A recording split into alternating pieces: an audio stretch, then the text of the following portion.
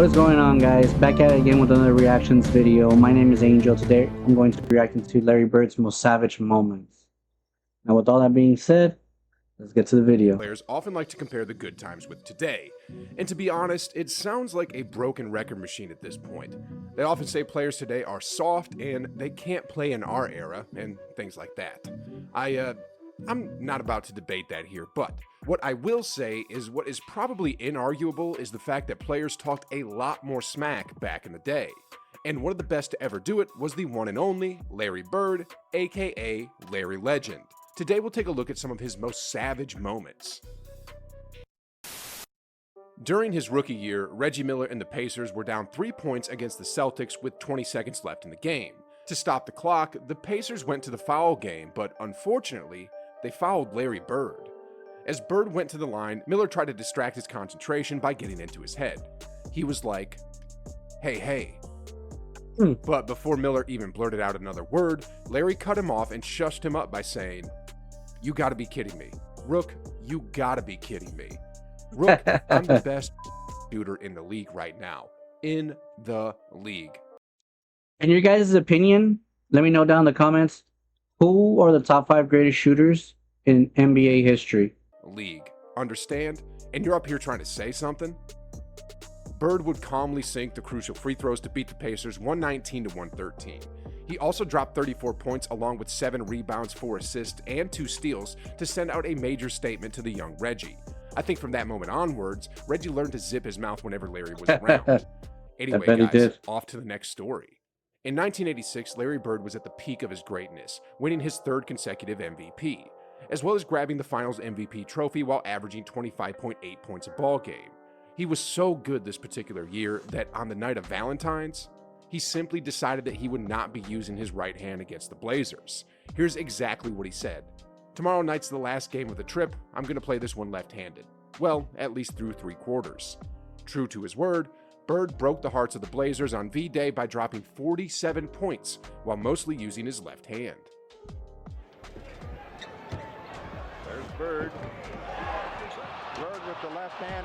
Like, what other player can do that? You know, dominant right hand,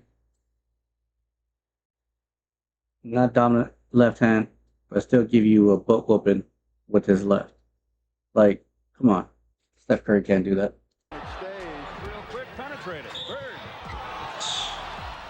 After the game, he was asked why he refused to use his dominant hand, to which he replied, "I'm saving my right hand for the Lakers." What a savage. Is that cold-blooded or what? Now, if you think that was savage, wait until you hear this next story about Dennis Rodman.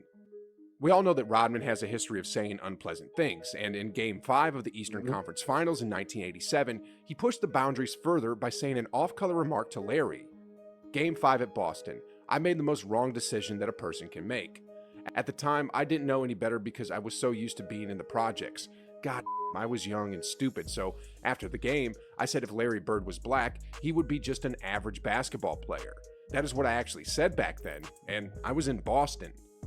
Larry heard the interview and was not happy about Rodman's comment. In Game 7, Bird had his payback, and he went to destroy Rodman with his skills and his mouth. According to Rodman, here's what went down when he was guarding him.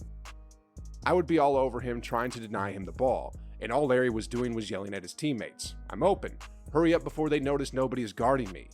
Then he would stick an elbow in my jaw and stick the jumper in my face. Then he would start in on my coach. Dude, do you guys understand what he just said? What? Dennis Rodman's all over him, and he said, 'Pass me the ball while they notice nobody's guarding me.' Man, the disrespect he did to Rodman right there. I mean, granted, Rodman disrespected him first, but never mouth off to Larry Legend, because man, oh man, he's a savage.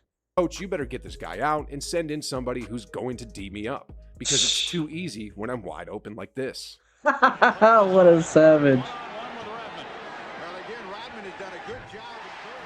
Good defense, better offense. Look at that. Look, you just... Larry Bird was in a league of his own when it came to knocking down long-range bombs during his heyday, and when the NBA Finals introduced the three-point shooting contest in 1986, he quickly cemented himself as the most lethal marksman in the league. In 1988, heading to his third three-point contest, Bird was extremely confident that he'd bag his third consecutive three-point title. Right before the competition began, Bird tried to mess with his opponents' heads by going to the locker room and saying that the contest was already over before it even started. Walking in the locker room, who's playing? Did you really say that? Who's playing for second? Yeah, I did. Now, on top of this trash talk, Bird didn't That's even bother crazy. to remove his warm-up jacket during the contest. And guess what? He won. Sheesh, guys. This is a dude who looked his opponents in the eye and said, "Who's coming in second?" Then followed it up by not even removing his warm-up jacket. And won. Talk about confidence. I was about to say that Anyway, supreme guys, our confidence. next story happened in 1992 when Bird was part of the Dream Team, and it goes something like this. So, the head coach of Team USA personally handpicked a bunch of talented college players to have a scrimmage with the Dream Team to gauge their chemistry. The first run as a unit of the Dream Team didn't go as planned, and shockingly, the college prospects won easily behind closed doors. Right after the embarrassing loss, Rodney Rogers, who was playing for the side of the college team, was feeling upbeat about their win, and during the heat of the moment, he wasn't able to control his mouth and said something like this to Bird. "Hey Larry, you ain't hit a jumper since '84. Damn. After Rogers said those words, Bird didn't say a single word, but everyone on the Dream Team knew that Larry took it personally. In the next day's practice, as everyone expected, Larry brought Rogers to school. I mean, he was scoring bucket after bucket over his head, and what's even crazier about all of this is the fact that Bird was telling Rogers how he would score on him. Jamal Mashburn's witnessed firsthand how Bird murdered Rogers in that game, and here's what he said. Magic Johnson fed Larry Bird the ball, probably about 8 times in a row down the court. Larry got the ball on Rodney Rogers, and every time he was about to make a move, he told him what he was going to do. 1 dribble, pull up, going left, off the glass, bucket. 1 dribble, going right, spin, shot, bucket. He scored 9 times or 8 times in a row, left the court to go lay down because he couldn't sit on a bench because of his back injury, and said, "Young fella, look like 84, huh?" Dude, he's not even in his prime. He has all the injuries and everything. You just imagine in his prime what he would do to these players nowadays.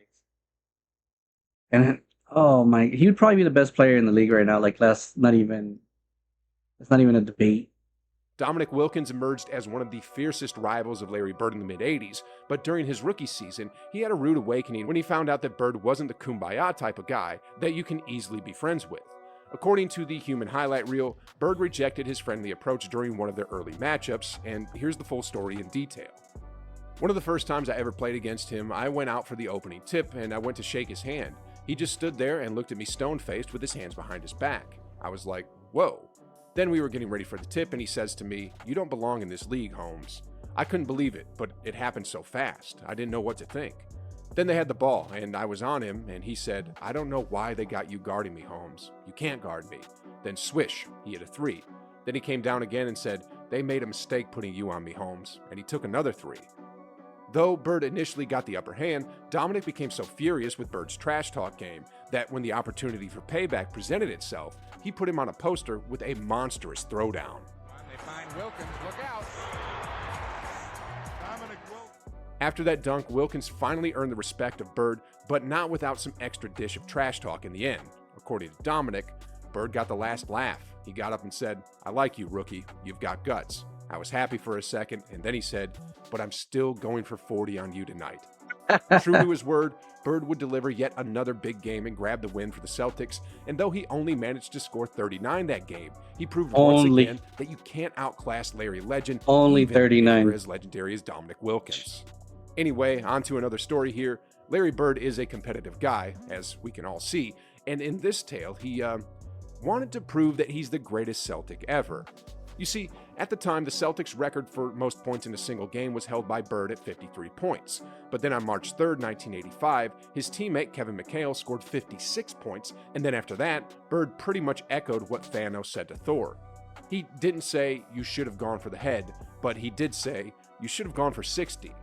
Well, just 9 days later, on the night of March 12th, 1985, the Celtics traveled to the Big Easy to face the Atlanta Hawks, and Bird dropped 60 on the Hawks, which effectively erased the record previously set by McHale, which lasted only for 9 days. 9 days. Meanwhile, another teammate, Robert Parrish, said this about Bird that night.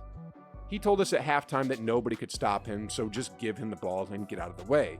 Then he went out and started taunting the Atlanta players on the floor, the ones on the bench, their coaches, even the referees. He was talking so much trash he was buried in it. It was one of those nights when he could have drop-kicked the ball in. I loved it. What a way to break your teammate's scoring record, plus get 60 points by trash-talking your way there. Alright guys, well that concludes that video of Larrybird. If you like the content, leave a like, comment, and subscribe. Let me know what your thoughts of the video was, and next one.